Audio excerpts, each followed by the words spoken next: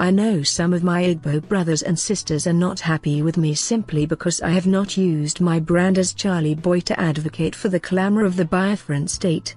However, like I always say, there is more than one way to achieve a purpose. Though I may disagree with my Igbo brothers and sisters on the choice of rhetorics and methodology, our objectives are to a large extent identical because we all want to bring an end to the marginalization of the common peoples, by the evil cabals who are holding Nigeria to a ransom and getting away with their obnoxious impunity and criminality.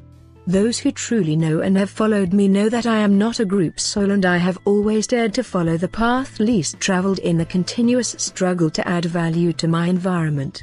It is indeed laughable that despite being a native chicken, Nwafo, son of Biafran soil with a full-blown Igbotic blood, I have been persistently labeled a wannabe Yoruba, Hausa, Tif and an Ijaw man simply because I have consistently maintained that I believe in the unity of Nigeria. To start with, I go like tell Unity, you may not be totally wrong if you call me the man from all tribes in Nigeria.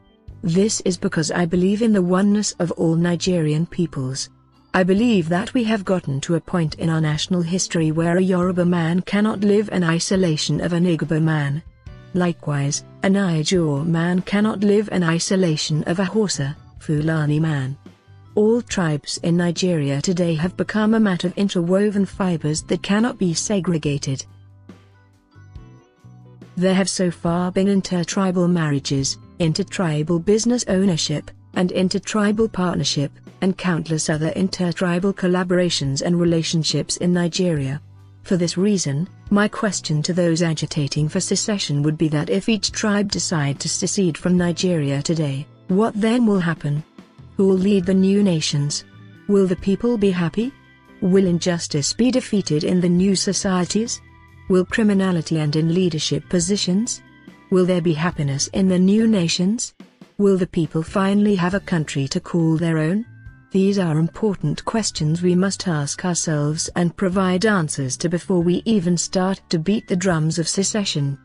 Having said that, I must state that whereas I am a Biafran at heart, what should engage our minds is not a sectional Biafra but a national Biafra. The fight for nationalists who will drive the discourse and the engagement necessary in answering the Nigerian national questions must not be bogged down by petty sentiments, tribal colorations and religious propaganda.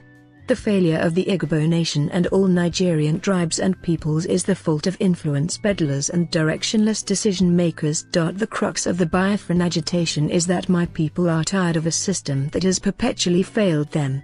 My Igbo kinsmen are tired of a system that enriches the rich and impoverishes the poor. My people are tired of a system that glorifies impunity and criminality.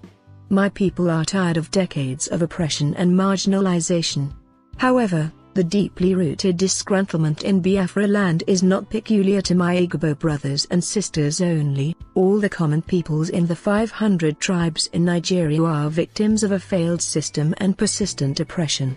And this is essentially where I disagree with my brother Nnamdi Kanu that though Biafra is right, it should be a national cause and not a sectional one.